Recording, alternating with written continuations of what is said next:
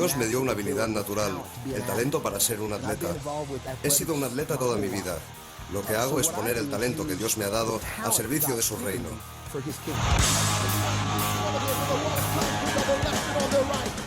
Dios me dio estas habilidades y talentos y las usamos para el reino de los cielos. ¿Y cómo se traduce esto? Bueno, se traduce en las demostraciones de fuerza que hacemos en el escenario. Rompemos bates de béisbol, soplamos bolsas de agua hasta que explotan, rompemos grandes muros de hielo y cemento. Y alguien dirá, ¿qué tiene que ver esto con la fe? Pues en realidad absolutamente nada. Hacemos las demostraciones de fuerza para captar la atención de la gente, porque si consigo captar su atención, entonces oirán lo que tengo que decirles. América, de algún modo, ha intentado reescribir sus fundamentos y creo que esto es algo muy peligroso. Porque nuestro país, queramos admitirlo o no políticamente, fue fundado como una nación cristiana. Fue fundado sobre principios judeocristianos. Nunca fue fundado para la libertad de todas las religiones. Fue fundado para la libertad del judeocristianismo.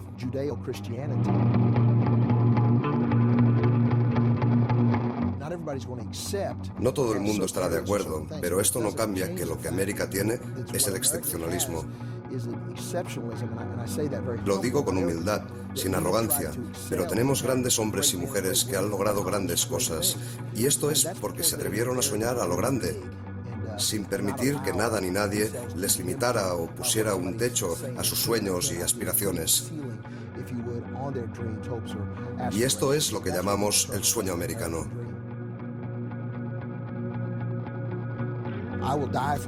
Yo moriría por mi fe. Moriría por defender lo que sé que es correcto y no comprometer las convicciones divinas de mi vida. Hi, I'm Janine Turner. Welcome to Christoga, Christian yoga. Yoga-filled body, Christ-filled soul. The truth. Drawing your hands back beneath your shoulders. Inhale. Exhale your shoulders above your hips. Interlace your hands and extend your arms. Inhaling. Exhaling to the right. Inhale to center. Exhale to your left. Inhale to center. Exhale your arms behind your head. Inhaling, extend your arms, invert your palms. Especialmente a partir de los años 60, el modo en que los americanos veían la religión cambió fundamentalmente. Esto se debe a que ya no se espera que los hijos pertenezcan a la religión de los padres. Por este motivo, las organizaciones religiosas han tenido que encontrar maneras de hacer que su producto, su religión, sea algo en lo que la gente quiera participar, porque ya no tienen una audiencia asegurada, ya no tienen consumidores asegurados. La teoría de la secularización dice que a medida que los países van industrializándose, se vuelven menos religiosos. Esto es cierto en la mayoría de países del mundo, pero no en los Estados Unidos. La primera enmienda de la Constitución dice que no habrá una religión establecida para el país, y por este motivo las religiones siempre han tenido que competir entre ellas, siempre han tenido que venderse a sí mismas de un modo u otro. I love this church. For over a decade, I've watched God build a movement of people committed to loving those outside the church walls as much as inside. Passionate about transforming not only themselves, but the world around them. And I have to believe this is just the beginning. Abraham had a son named Isaac. Abraham had a son named what? Isaac had a son named Jacob. Isaac had a son named who? Jacob's name was changed to Israel. Jacob's name was changed to what? And he had 12 sons. How many sons? 12. Very good. One of those sons was Joseph. All the ladies in the house say, Joe. One more time, all the ladies in the house say, Joe. Miles McPherson, nuestro pastor en The Rock Church, era jugador profesional de fútbol americano en los San Diego Chargers. Encontró la fe hacia el final de su carrera y se formó como pastor para jóvenes. Sin duda tiene un don para la comunicación, pero también la pasión de movilizar a la gente. En la iglesia tenemos a unas 5.000 personas que consideramos nuestros trabajadores. La mayoría son voluntarios, incluyendo 52 pastores. En nuestro staff pastoral remunerado tenemos a 15 pastores pagados. Tenemos a 140 personas directamente empleadas por la iglesia y una escuela privada cristiana que también tenemos en el edificio.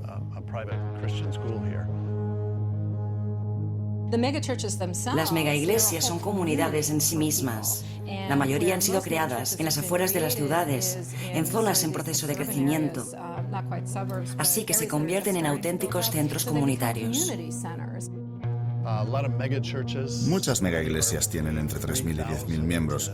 Esto es lo que se consideraría una megaiglesia. Cualquier semana nosotros tenemos entre 12.000 y 13.000 personas y el número sigue creciendo. Empieza el espectáculo. Hay un grupo de rock, con coros, luego proyectan vídeos y al final todo el mundo entra en éxtasis, gritando. Y no es extraño que la gente eche un montón de dinero en los cestos, porque se lo están pasando en grande.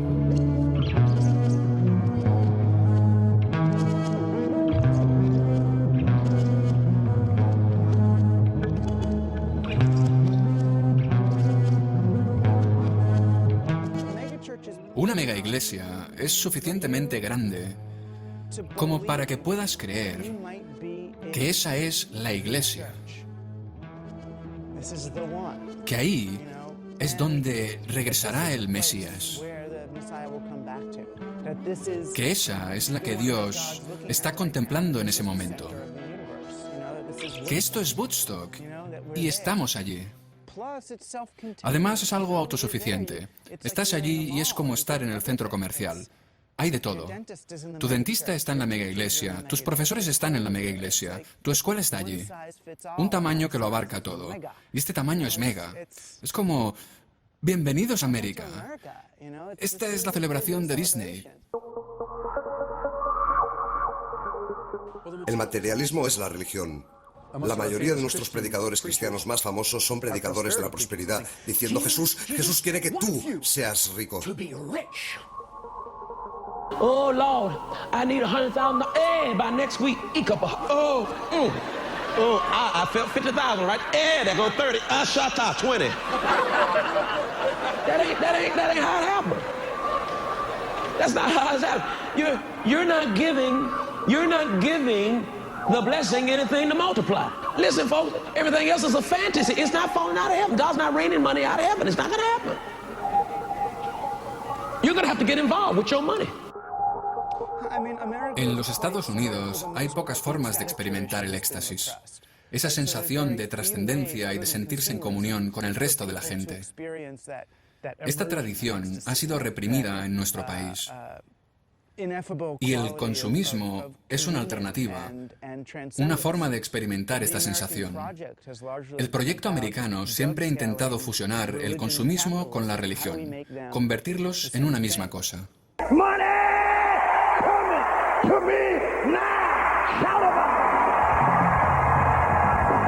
El marketing de las grandes corporaciones es una amenaza. Las grandes corporaciones están usando estrategias religiosas. Te amenazan, te dicen, si no compras nuestro producto no serás joven, no serás poderoso, no tendrás estatus, no tendrás la vida eterna, no llegarás a la tierra prometida. Cambia nuestros sueños, cambia nuestra vida sexual, cambia el cómo educamos a nuestros hijos.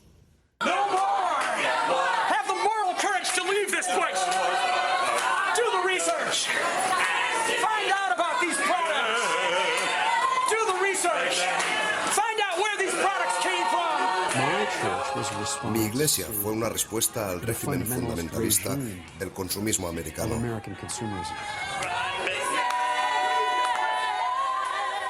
Mickey Mouse es el anticristo, hijos míos. No quiero que os dejéis engañar por esta sarta de iniquidades. Coge a tu pequeña familia turista y camina calle abajo, lejos de la compañía Disney. Para ellos no sois más que un saco de dólares.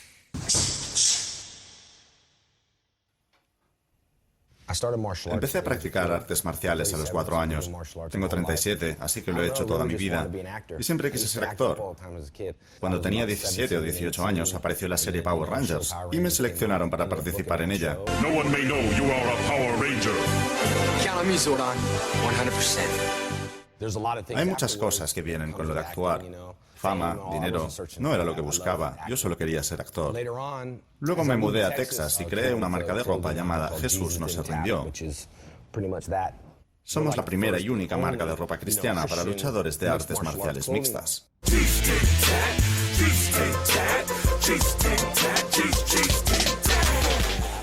No creo que las artes marciales mixtas sean un deporte mayoritario aún. Son algo grande, generan mucho dinero en la UFC y todo esto, pero todavía hay gente que las considera un deporte bárbaro y violento. Lo son, no puedo decir que no sea violento, pero siempre desde la perspectiva del deporte.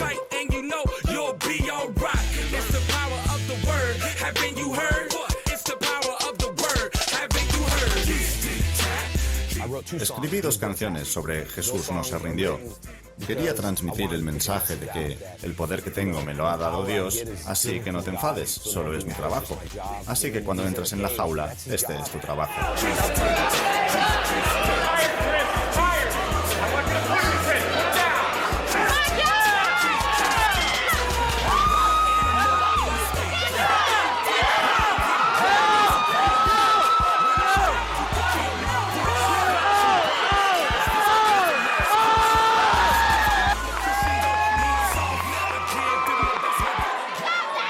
Tengo otra camiseta en la que estoy trabajando ahora que dice, sin emociones, sin sentimientos, solo amor. P-O-R-K.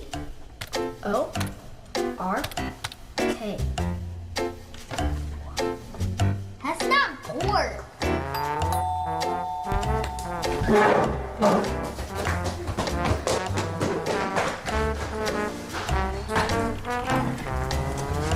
Hi, boys. Are you guys at least 18 years old? Sorry, we're only 21. Perfect. La industria publicitaria entiende perfectamente que el sexo vende. Es lo que más atrae a la gente. En nuestra cultura, una historia sobre sexo siempre tendrá una buena audiencia.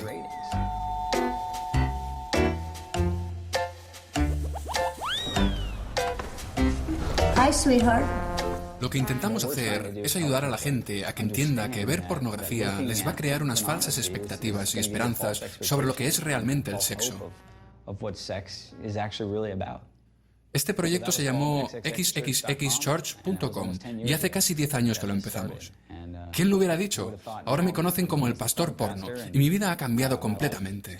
Most recent survey has suggested that evangelical Christians are 5 times more likely to be addicted to pornography because of issues of shame and the underground nature that the church has placed sexuality in.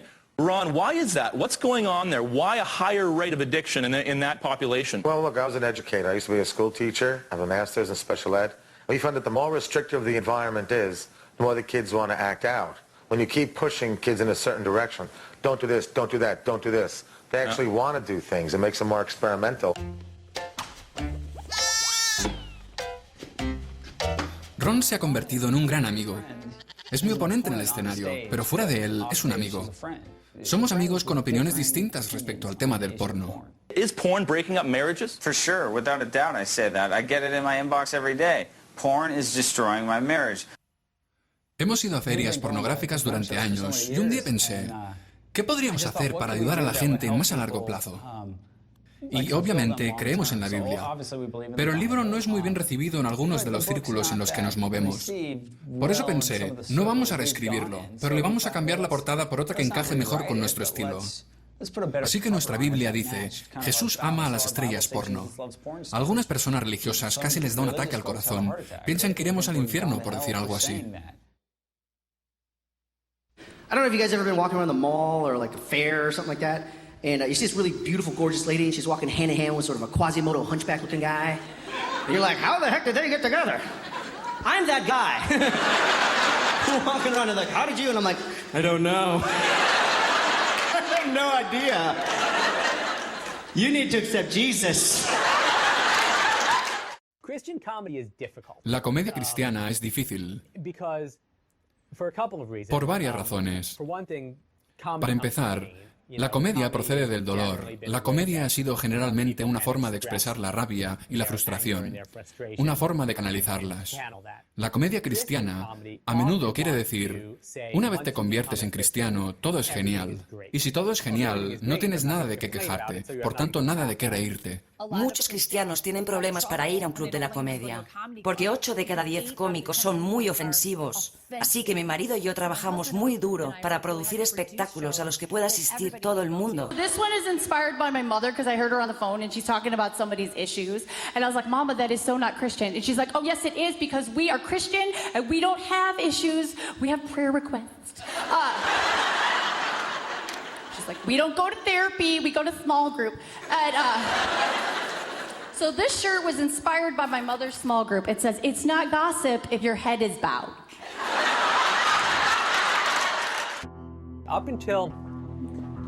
Hasta finales de los años 80, el pensamiento general dentro de la comunidad evangélica era: tenemos que separarnos de la cultura popular, porque es malvada, es Madonna, da miedo. Temo que mi hija nunca pueda irse de casa, porque la cultura pop me asusta mucho. Me gusta que vea Dora y sus historias bíblicas, pero cuando veo la televisión me vuelvo una vieja gruñona, como mi madre, y digo, no puedo creer que hagan un programa como este para niños hoy en día. Los cristianos se hicieron famosos como gente que boicotearía cualquier cosa si no les gustaba. Así que la manera en que la maquinaria de la cultura pop americana respondió fue considerarles un grupo de mercado, un grupo a quien dirigir sus productos. Orgánicamente, la cultura del consumo creció y llenó este agujero, en el que antes no había nada, y literalmente explotó durante los años 80. Creo que la razón por la que este mercado sigue creciendo, cuando el resto de esta cultura pop está en crisis, se venden menos discos, menos entradas de cine, menos libros en el mundo secular. Sigue creciendo en el mundo cristiano porque todavía sigue llenando este vacío que existía hasta los años 80. These are the new adventures of Bible Man. Belt of truth, breastplate of righteousness, shoes of peace, helmet of salvation, sword of the Spirit, which is the word of God.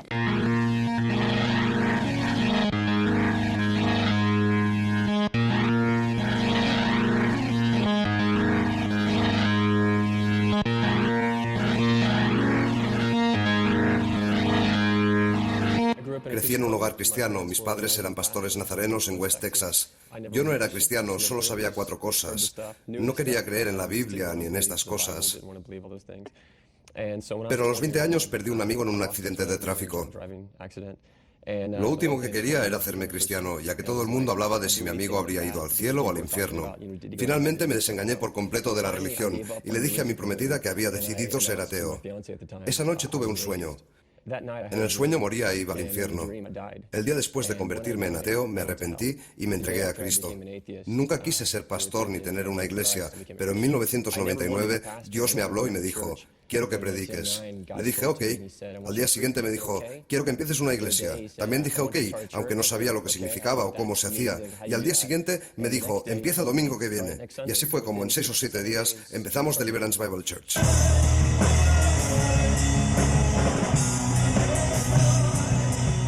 Queremos conectar con Dios de una manera real. Hacemos música y rezamos tan alto como podemos y animamos a la gente a que se exprese por el Señor.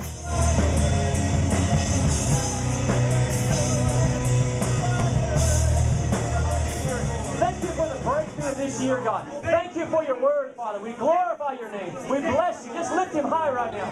Father, we praise you.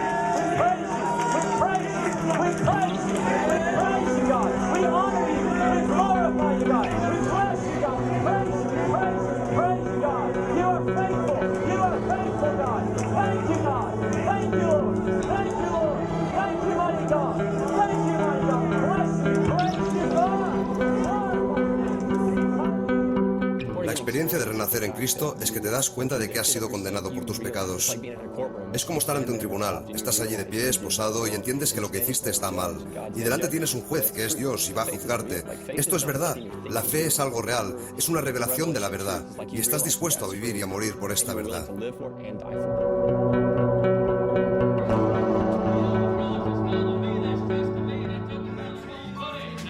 Thank God, I trust in God.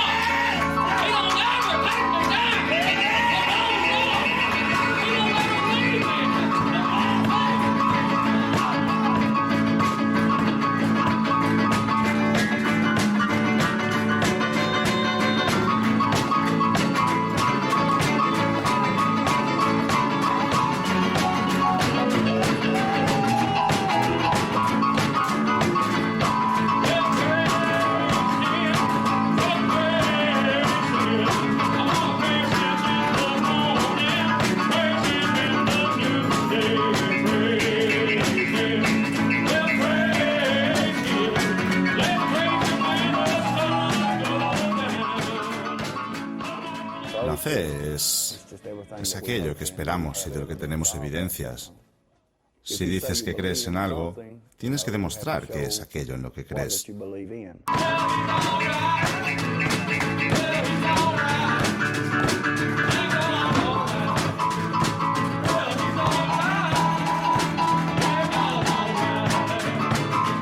Me crié aquí desde los 13 o 14 años. Originariamente somos de Kentucky. Cuando mi padre empezó en esto, un par de años después, sufrió una mordedura y murió. Nosotros lo continuamos desde allí. Hemos viajado mucho, pero finalmente decidimos hacer una iglesia en esta zona.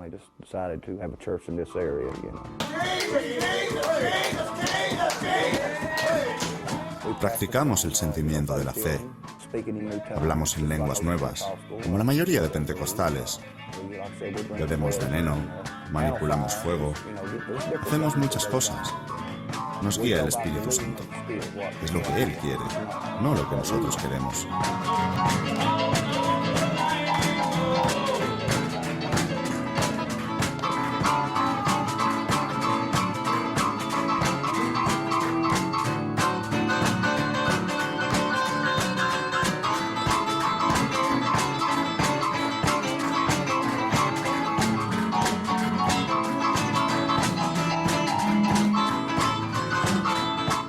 Bueno, si nos muerden, lo primero que hacemos es rezar a Dios. Pero no tanto rezar para que la persona no muera, sino para que se cumpla la voluntad de Dios, sea cual sea. Aceptamos su voluntad, aunque ésta sea que la persona muera. Siempre depende de cómo se encuentre la persona que ha sido mordida. Si la mordedura es grave, solemos ir a casa de alguien y rezamos hasta que el proceso del veneno ha pasado por su cuerpo. Pueden ser 2 o 3 días. Depende de la gravedad de la mordedura. Por eso estamos tan convencidos de que tenemos la verdad, porque los apóstoles murieron por ella.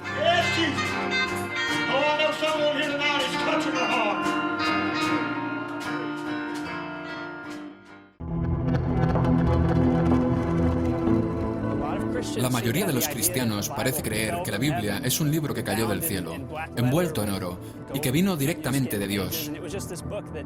La mayoría de teólogos te dirán que no fue así, que en realidad es el producto de miles de años de tradición oral, de muchos y muy diferentes autores, en un tiempo preliterario, en unas sociedades muy primitivas. Y cuando esto ocurre, seguro que hay muchas influencias diferentes en juego.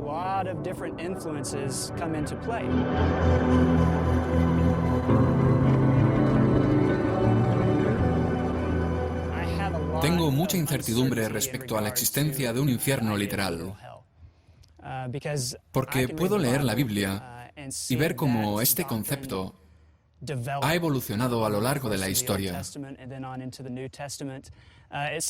Creo que si el infierno fuera un lugar real y literal, habría sido así desde el principio, y no el resultado de una evolución cultural. Especialmente con la influencia de la cultura persa en los 2 o 3 siglos anteriores a la venida de Cristo. Y este tipo de miedo juega un papel muy importante en la Iglesia evangélica. Bueno, creo que aquí debo citar al dramaturgo Arthur Miller, que nos dio Las brujas de Salem o Muerte de un viajante. Él dijo que si la Biblia no trata sobre justicia, no trata sobre nada de nada. Yo no digo que hacerse preguntas sobre tu propia fe esté bien. Creo que en realidad no puedes tener fe si no te haces preguntas. El hacerse preguntas es la actividad de la fe. Empiezo con una historia sobre un pequeño pueblo, donde la gente mantiene un trato muy familiar, donde sienten curiosidad por las vidas de los demás. Allí todo el mundo parece conocer el nombre de los demás. Y si visitaras este pueblo como un extranjero, algo de lo que te darías cuenta enseguida es que, pareciendo de lo más normal, la gente tiene el hábito de dirigir sus conversaciones, a veces de manera defensiva e incluso extraña, hacia una figura llamada el tío Ben. Cada semana suenan unas campanas y toda la gente de la comunidad va a la casa más grande del pueblo. Allí hacen lo que hacen siempre al llegar, se quedan en la planta baja, hablan entre ellos, se preguntan unos a otros qué tal va todo. Luego suena otra campana y todos ellos descienden lentamente hacia el sótano de la casa, donde hay sillas de metal frente a un horno gigante. Y al lado del horno hay un hombre grande, sentado de espaldas, que casi parece parte del mismo horno. La gente se va sentando, en silencio, mirando al hombre. Podéis adivinar que se trata del tío Ben. Este se gira lentamente, mira a cada uno fijamente y dice, ¿soy bueno? A lo que todos responden al unísono, tú y solo tú eres bueno, tío Ben. Soy digno de alabanza. Tú y solo tú eres digno de alabanza, tío Ben. Me queréis más que a nada, más que a nadie. Te queremos a ti y solo a ti, tío Ben. Y entonces el tío Ben dice, más os vale quererme, o de lo contrario os encerraré aquí para siempre. Y entonces abre el horno y todos miran dentro y ven formas humanas en agonía, ven fuego, ven aquello que necesitan ver para seguir atrapados en esta relación de miedo y amenaza. El tío Ben cierra el horno y gradualmente la gente, cuando está segura de que no dirá nada más, vuelve a subir por la escalera para vivir sus vidas lo mejor que pueden, pero nunca del todo libres de decir lo que han visto, de sentir lo que han sentido. Viven vidas de desesperación silenciosa, en las que detienen su propio pensamiento libre una y otra vez y son abandonados a su suerte en esta pesadilla psicológica.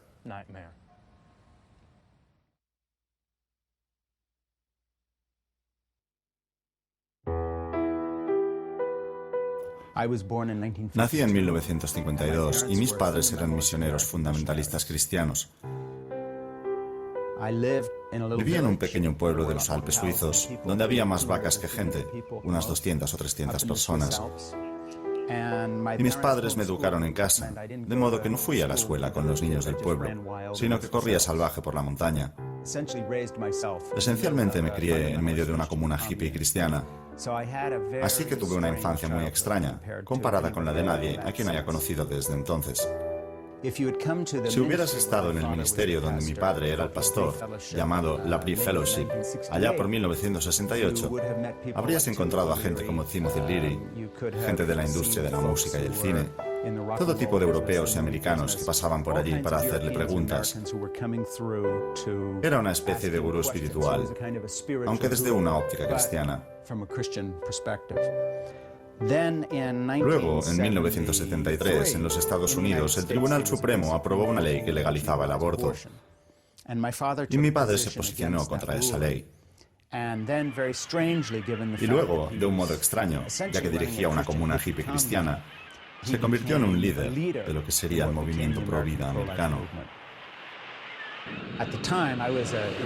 En ese momento yo estaba al final de mi adolescencia y empecé a viajar con él. E hice lo que hacían muchos jóvenes cuyos padres eran pastores. Me convertí en su ayudante. Así que durante 10 años de mi vida, hasta los 20 y tantos años, trabajé muy estrechamente con mi padre y me convertí en alguien bastante conocido en ese círculo. Otros nombres eran gente como el reverendo Jerry Falwell, Pat Robertson, que empezó un famoso programa de televisión. We need to remember the term sodomy came from a town that was known as Sodom. Pero esencialmente la derecha religiosa fue una reacción contra los años 60. Amor libre, permisividad sexual, homosexualidad aceptada socialmente, integración en las escuelas, porque también había un componente racial en esto. La prohibición de la plegaria en las escuelas públicas por el Tribunal Supremo, debido a la separación entre Iglesia y Estado. Todos estos asuntos colisionaron con un grupo de americanos blancos de clase media, gente conservadora, en su mayoría evangélica y fundamentalista, que sentía que unas fuerzas ajenas les estaban robando su país. I have a dream that one day this nation will rise up, live out the true meaning of its creed. Free at last, free at last. Thank God Almighty, we are free at last.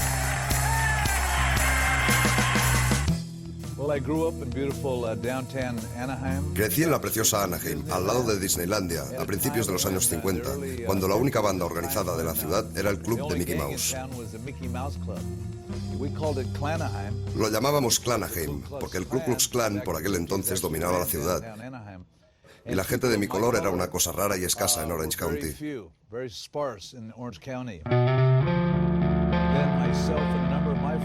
Luego yo y unos cuantos amigos nos mudamos a San Francisco, a un lugar llamado Haight-Ashbury, donde el movimiento hippie estaba en su edad de oro, fumando hierba todo el día y tomando LSD. Era amor y paz y alegría, amor libre, sexo por todas partes. Parecía una especie de cielo, de nirvana, algo muy especial. Para ganarme la vida empecé a vender marihuana. Y luego, a finales de los años 60, durante la guerra del Vietnam, cuando llamaban a filas a todos los chicos de mi edad, me arrestaron por vender marihuana. En esos días la ley era muy dura y me cayó un año en la cárcel del condado. Entré siendo un hippie y salí convencido de querer ser un gángster. Y entonces me involucré en la vida de motero. Empecé a conducir una moto, una Harley Davidson. Empecé a alternar con diferentes bandas como Los Ángeles del Infierno, Los Vagos, Los Mongoles, diferentes clubs de moteros de mi zona. Pero siempre buscaba el amor en los lugares equivocados, siempre me metía en problemas. Me enganché a la cocaína, que se hizo muy popular entonces. Traficábamos con ella, la esnifábamos y nos la inyectábamos. En fin, mi vida ya era un desastre. Pero un día, cuando tenía unos 25 años, conocí a una chica. Era psiquiatra y me preguntó, ¿has probado alguna vez la heroína? Yo le dije que la heroína era para los perdedores, que le destrozaría la vida. Yo sabía suficientes cosas sobre la heroína como para no querer ir por ese camino. Y ella dijo, probémosla solo una vez. Así que lo hicimos, pillé un poco de heroína, nos la chutamos. Yo giré la cabeza cuando ella estaba a punto de inyectármela en la vena. Y fue irreal. Cuando la tomamos, esa era la paz que nunca había encontrado, la paz que estaba buscando. Así que empecé a inyectarme heroína cada día, y antes de darme cuenta ya era un yonki. Vendí todo lo que tenía y empecé a robar a todo el mundo, hasta que una noche me volví loco. Estaba en mi casa de Anaheim, había una fiesta montada y me puse a agredir a la gente. Hasta que llegó la policía y me puso una pistola en la cabeza. Aguilar, haz un movimiento y estás muerto, me dijeron. Lo siguiente que sé es que me sentenciaron a 10 años de cárcel. Good evening. In a landmark ruling, the Supreme Court today legalized abortions. The majority in cases from Texas and Georgia said that the decision to end a pregnancy during the first 3 months belongs to the woman and her doctor, not the government. La decisión del Tribunal Supremo en el caso Roe contra Wade fue muy extrema, incluso para estándares europeos. Era una ley muy permisiva, de la noche a la mañana, para los 50 estados. Si hubieras tenido que elegir un tema para galvanizar y enfurecer a la clase media blanca cristiana americana, habría sido este. Nada podía haber causado una guerra cultural semejante y de una manera tan rápida. Como reacción, la derecha religiosa dijo, ya no solo nos interesa tu salvación, que creas en Jesucristo y seas como nosotros, como por ejemplo había predicado el famoso evangélico Billy Graham. En lugar de esto, dijeron, vamos a hacernos un lugar dentro del proceso político y decir a la gente cómo votar, basándose en su fe cristiana. Vamos a organizarnos. Y al final, sin proponérselo, se convirtieron en la columna vertebral del Partido Republicano.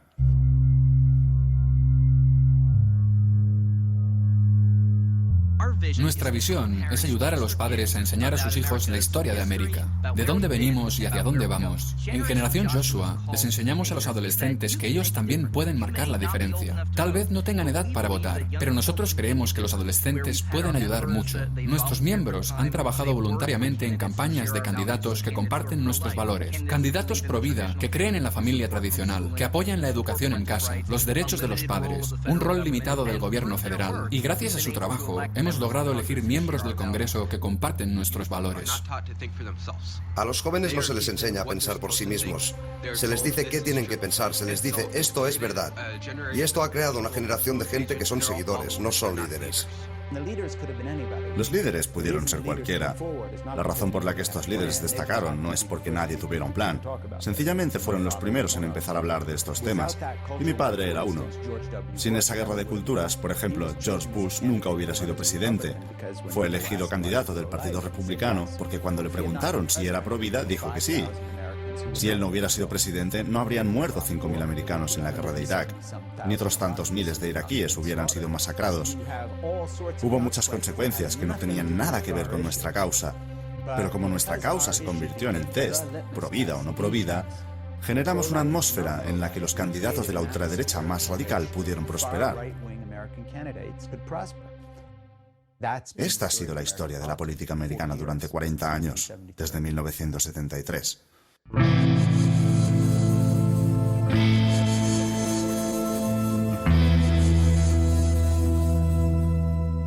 Me enviaron a la prisión estatal de Chino para cumplir mi condena. Estando allí, una noche, un hombre dijo que fuéramos a la capilla. Todos los prisioneros religiosos que salgan al pasillo y que vayan hacia abajo. So I got out. I walked down that hall with some other inmates, went to a little room, just a little small room, because we heard some ladies were going to be there coming in to sing, and we wanted to go look at the ladies. Beautiful bait. Pensé, bueno, quiero salir de mi celda, así que iré a echar un vistazo. Y cuando llegué a aquella habitación pequeña, había un hombre que hablaba sobre Jesús. Dijo que Jesús perdonaría cualquier pecado a cualquier persona. Le hice un par de preguntas porque no podía creer que con los pecados horribles que había cometido durante tantos años, alguien pudiera perdonarme. El trato parecía demasiado bueno para ser real. And two of us stood up. Never forget that. Two of us stood up in that chapel. And we gave our lives to Jesus. Pasaron un par de años y me soltaron. Volví a las calles y sentí que algo dentro de mí me decía, quiero que me sirvas. Y era como si Dios en el cielo le estuviera hablando directamente a mi corazón, diciéndome esto. You know, there's trouble on the streets everywhere. Drugs, prostitution, crime, everywhere you go. Somebody's got to get out there and tell them about Jesus Christ. Así que puse en marcha una casa de acogida. Primero tuve a 4 personas, luego a 6, y al final llegué a tener más de 30 casas alojando a unas 200 personas. Era toda una comuna para Jesús.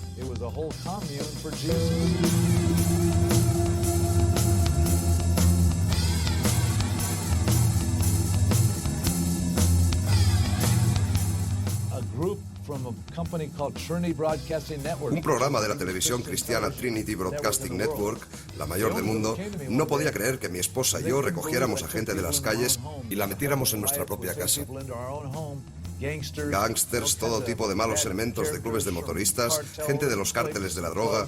Me preguntaron, ¿no te da miedo esta gente lo que pueden hacerle a tus hijos? Yo contesté, no, me preocupa más lo que mis hijos les podrían hacer a ellos. Yo no sabía la bendición que podía ser salir en televisión, o la maldición en la que se podía convertir. Nuestra iglesia era un almacén, sin aire acondicionado, sin bancos acolchados, y cada mes seguíamos creciendo a centenares. Y antes de darnos cuenta estaba a reventar. Venían miles de personas. La gente nos preguntaba, ¿qué ocurre aquí? Y yo les decía, Dios se mueve. Y luego en esa cadena de televisión me dieron un programa nocturno el viernes y todo se hizo más grande, demasiado grande para nuestro sitio. Nos mudamos a otro sitio más grande, que quedó otra vez pequeño, y al final acabamos alquilando un estadio para 8.000 personas. Y entonces era demasiado grande, demasiados problemas con la policía, los altavoces estaban demasiado altos y la gente era demasiado salvaje. Los del Consejo Municipal me dijeron, estamos asustados, ¿y ahora qué pasa si toda esta gente decide no seguir más a Dios y seguirte a ti? Luego hubo algunos predicadores, pastores de Calvary Chapel, los del Jesus Movement, los hippies, Chuck Smith y todos aquellos conservadores que había en Orange County, que empezaron a decir que yo era el líder de un culto, que era como Jim Jones o David Koresh. Beware of set free. They will do and say anything in order to have people join their cult-like group. They speak about Jesus Christ and they claim to be Christians, but be warned, they are not real Christians. Brother, I want to tell you something. Saint or sinner, that is dangerous stuff. Todo esto fue un gran escándalo en Orange County y yo caí desde la cima del mundo espiritual hasta el fondo. Los set free se separaron por todo el país. Realicé mi último oficio ante 8.000 personas. Me largo. Estoy harto de tanta política y de todos estos cristianos hipócritas. Me mudé a Venice Beach. Es un sitio en el que crees que puedes esconderte por todos los freaks de la naturaleza que hay por allí. Pero la gente seguía diciéndome, Pastor Phil, ¿rezaría usted por mí? Ahí me di cuenta de que nunca podré abandonar la llamada de Dios. Ahora, en este último año, estamos organizando otra vez nuestras iglesias, nuestros soldados y nuestras misiones, preparándonos para el rock and roll y para compartir al Señor como los chicos malos del cristianismo a escala mundial.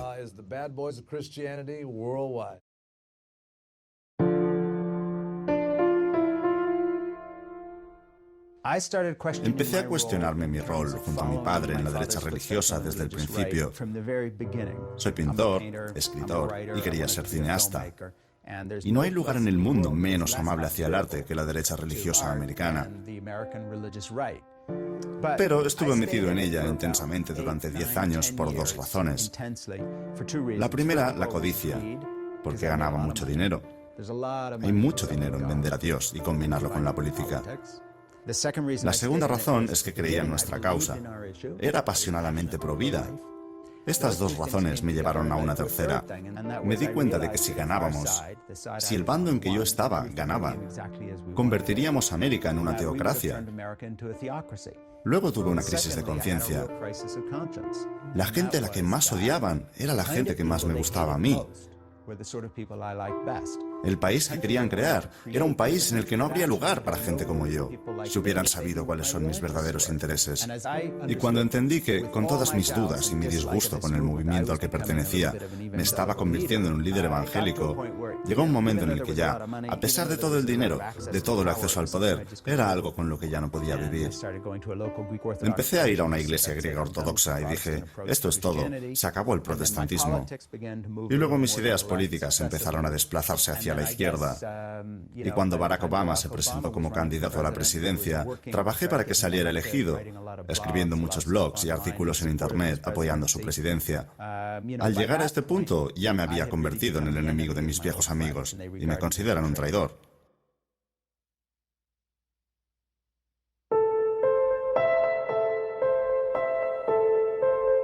La Asociación Legal para la Defensa de la Educación en Casa es una organización internacional dedicada a la protección de la libertad de educación en casa, o sea, el derecho de los padres a dirigir la educación de sus hijos. La asociación fue fundada en 1983, cuando la educación en casa era ilegal en los 50 estados, pero gracias al trabajo de la asociación, hoy la educación en casa es legal en los 50 estados. Así que hoy los padres tienen la elección, pueden enviar a sus hijos a la escuela pública, a la privada, o pueden educarlos ellos mismos en casa. Hay muchos padres que educan a sus hijos en casa porque quieren educarlos mejor. Pero hay todo otro movimiento que lo que quiere es proteger a sus hijos de lo que ellos consideran las malas ideas. Y estos son niños que han sido educados creyendo que la ciencia moderna es malvada, que el mundo tiene 6.000 años de antigüedad, que Jesús regresará en cualquier momento, que todas las historias de la Biblia son ciertas, que la gente que discrepa de su teología va a ir al infierno. Entonces, estamos hablando de niños que han sido criados en un universo paralelo. En una gran parte de los Estados Unidos hay una crisis de realidad. Una razón por la que una parte importante de la retórica política en este país es tan reticente a la razón o a las pruebas empíricas es porque la realidad aglutinadora de la derecha religiosa es totalmente impermeable. Han creado una realidad completamente alternativa, que desde dentro es completamente consistente. El Museo de la Creación pertenece al Ministerio Respuestas en el Génesis. Aquí queremos enseñar a la gente que se puede confiar en la Biblia, desde el primer libro, el Génesis, hasta el último, el Apocalipsis, que la ciencia confirma los eventos históricos que ocurren en la Biblia. Así que tenemos a muchos científicos en nuestro equipo, científicos a tiempo completo, con doctorados, que han creado estas exposiciones que os demostrarán que podéis confiar en la Biblia, incluido el libro del Génesis. Es imposible en la mayoría de sistemas escolares enseñar la ciencia de la creación junto con la de la evolución. Los tribunales siempre han actuado en contra de enseñar el creacionismo en las escuelas públicas. La educación pública y la idea de un cierto cuerpo de conocimientos compartidos, unas bases de realidad compartida, es muy importante para la vida cívica. Cuando no estás de acuerdo en el más básico de los hechos, la más básica de las realidades, cualquier tipo de debate resulta inútil e imposible. How did I fit the dinosaurs? This heart is huge.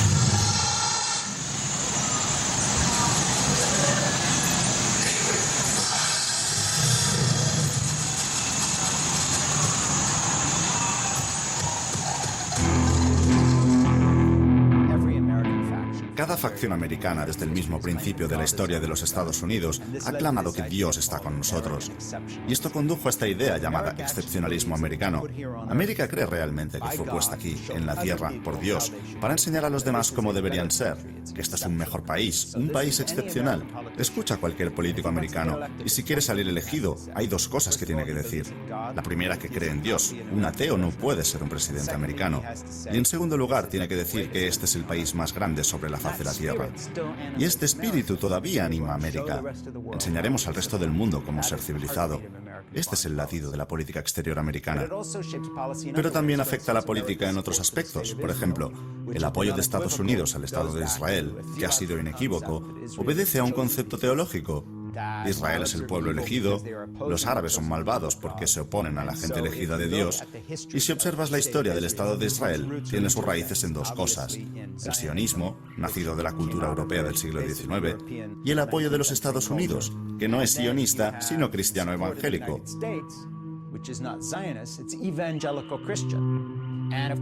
Y por supuesto aquí hay una ironía.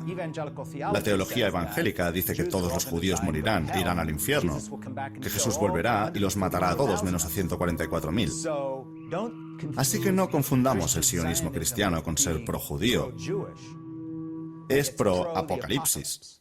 And now, Pastor John Hagee's sermon, Can America Survive a Nuclear Iran?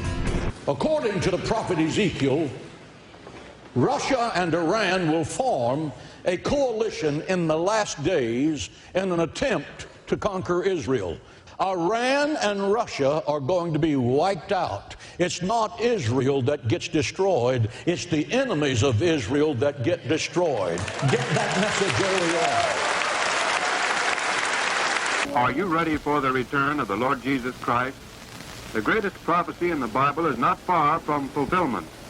Se conoce con el extraño nombre de dispensacionalismo premilenarista y es probablemente la creencia dominante entre la comunidad evangélica, aunque no la única. Básicamente sostiene que nos encontramos cerca del fin de los días, que habrá una guerra en Oriente Medio y que esto no se quiere evitar a toda costa, porque en realidad es la puerta al paraíso, es una necesidad.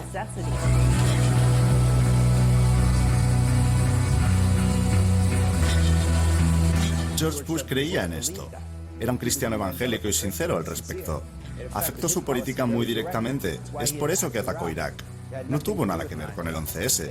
Tuvo directamente que ver con la idea de que Irak era peligroso para el Estado de Israel, como él lo entendía. La derecha israelí piensa: si estos cristianos nos quieren ayudar, nos parece bien, aunque crean que Jesús volverá. Nosotros sabemos que no, así que no estamos preocupados. Y mientras tanto, los sionistas cristianos están encantados de ayudar a la derecha israelí con su objetivo de crear un Israel más grande. Y si esto acaba con los judíos, que no han aceptado a Jesucristo, siendo pasto de las llamas, pues bien, todo era parte del plan. Y entonces, ya sea Israel o, por ejemplo, ahora la Unión Europea, hay todo movimiento de iglesias en América que sostienen que la Unión Europea es de donde vendrá el anticristo y que la Unión Europea atacará a Israel con la ayuda de Rusia. Suena tan loco que me da vergüenza hablar de ello, porque me hace parecer un loco, pero no lo soy. Esto es lo que mucha gente cree realmente, y hay millones de ellos. El libro más vendido de los años 70 en los Estados Unidos se llamaba La agonía del planeta Tierra. Trataba sobre cómo la guerra entre Estados Unidos y la Unión Soviética desencadenaría el fin de los días. Hicieron una película que vendió millones y millones de copias. Luego, por supuesto, esto no ocurrió y la URSS desapareció. Pero curiosamente, el autor corrió a escribir otro libro diciendo: «Oh no, será en Oriente Medio, la guerra está allí y de allí vendrá el fin del mundo». Y en los 90 hubo esta serie de libros llamados Left Behind.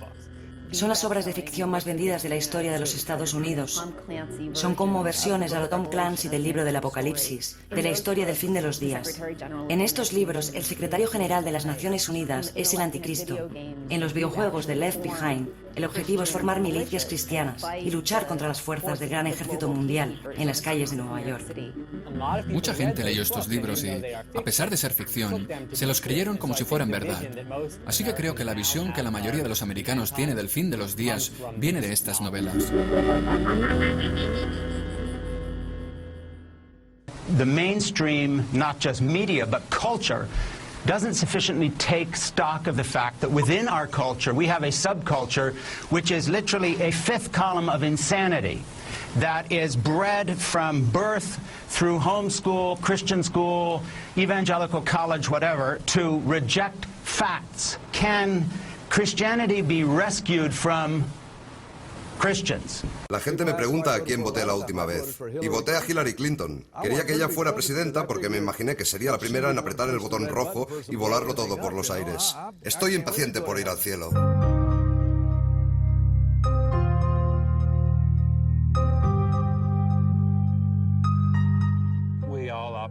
Todos operamos bajo una crisis de sentido, un miedo hacia lo que nos depara el futuro. Y si alguien nos lo puede explicar de una manera simple, y de modo que todos aquellos que no nos gustan sean condenados al fuego eterno, o por lo menos apartados del camino de manera que ya no tengamos que pensar más en ellos, esta idea del fin de los tiempos siempre tendrá su público.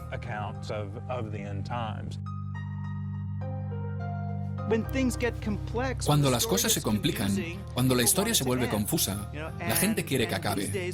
Y hoy en día, la gente prefiere que acabe mal a que no acabe nunca. Somos adictos a la narrativa tradicional, con planteamiento, nudo y desenlace. El nudo es la parte donde estás ansioso, donde la cosa se pone tensa, donde no te sientes seguro. Una vez hemos alcanzado ese grado de incertidumbre, de duda, queremos el desenlace. Y queremos el desenlace ahora.